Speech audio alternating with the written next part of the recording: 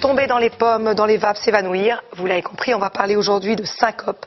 C'est un motif très fréquent de consultation puisque 3 patients sur 100 vont aux urgences à cause de syncope qui récidive. Alors, une syncope simple, non associée à d'autres symptômes, c'est une perte de connaissance brève qui va durer de quelques secondes à quelques minutes seulement.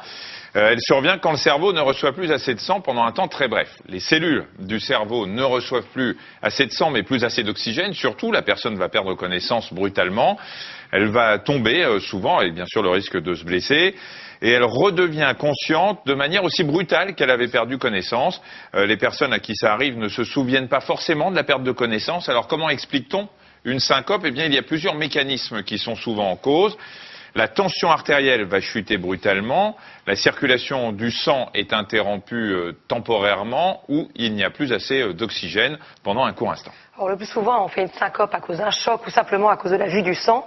Le responsable, c'est un système bien particulier qu'on appelle le système nerveux autonome qui contrôle, comme son nom l'indique, sans dépendre d'une décision ou d'un ordre du cerveau, toutes les fonctions vitales, respiration, battement du cœur et également les organes de la digestion. Voilà, on a essayé de vous le schématiser ici. Vous voyez, tout part en fait de la moelle épinière qui se trouve bien sûr dans la colonne vertébrale et tous ces systèmes qui partent ici et qui vont innerver les différents organes, le poumon, le cœur et tout ça n'est pas sous le contrôle de la volonté. Non, Michel, ce système est fait de 2 systèmes différents qui agissent de manière totalement opposée. Oui, il y a le rôle du système sympathique, c'est d'accélérer la fréquence cardiaque, d'augmenter la tension artérielle quand on fait un effort.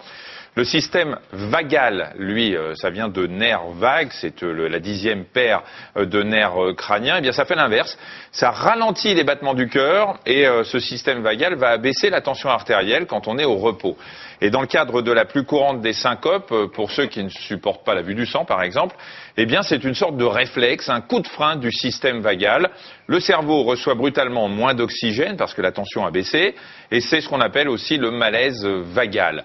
Il peut aussi survenir quand on va rester debout très longtemps, surtout dans une atmosphère un peu étouffante ou en cas de forte douleur. Il y a d'autres types de syncopes qui peuvent survenir en dehors de ce type de circonstances assez évidentes. Et si elles se répètent, il ne faut pas hésiter à en parler à son médecin traitant.